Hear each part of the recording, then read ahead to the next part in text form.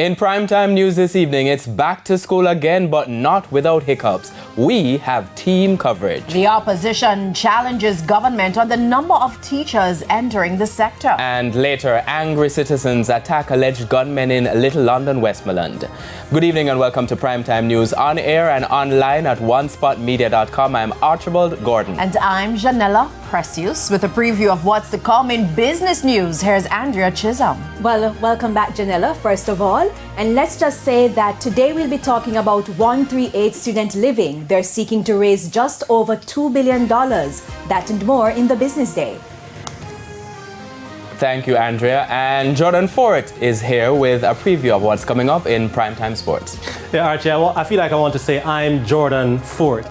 But in sports, of course, we continue to examine the decline of West Indies cricket. And we journeyed to the home of Cricket West Indies in Antigua to see what the folks there are saying. That should be interesting. So join us for Primetime Sports a little later on. Another day, more sun. Yeah, Archie. Was there rain? Was it? I don't even remember. Maybe just a little. But Romain is here with a preview of what's to come in the weather report and forecast. Romain?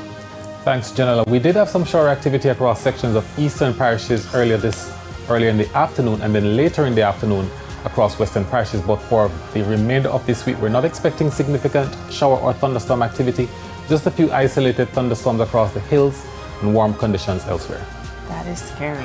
Yeah. There's also sports commentary at E-Prime in this newscast. But before the break, the feedback question. And this evening we're asking, what was your child or ward's experience on the first day of school? You can share your comments online, facebook.com/television Jamaica, and tweet us at TVJ News Center. Please stay with us. Primetime News returns right after this break.